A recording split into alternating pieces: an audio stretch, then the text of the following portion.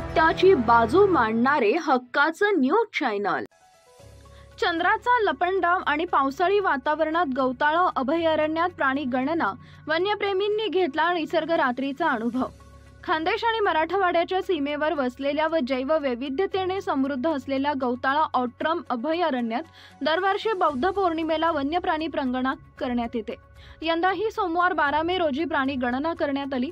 मात्र या प्राणी गणनेवर अवकाळी पावसाचं सावट होतं। त्यातही नोंदी घेण्यात आल्या।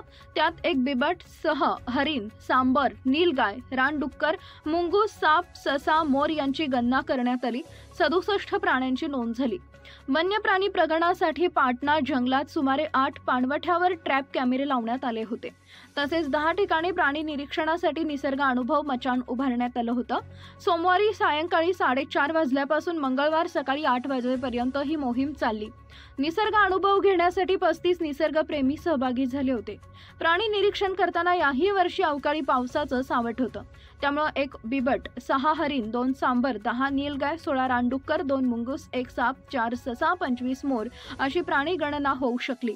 वन्यजीव रक्षक राजेश ठोंबरे, सह्याद्री प्रतिष्ठानचे दिलीप घोरपडे यांनीही सहभाग नोंदवला। वन परिक्षेत्र अधिकारी MK रहाटवाळ यांच्यासह वनपाल DK जाधव, TL गादे चव्हाण, वनरक्षक RG Tadvi, AB More, PC Kulkarni, Gokul Sonawane, Amit Patil यांच्यासह वन मजूर व निसर्गप्रेमी सहभागी झाले होते।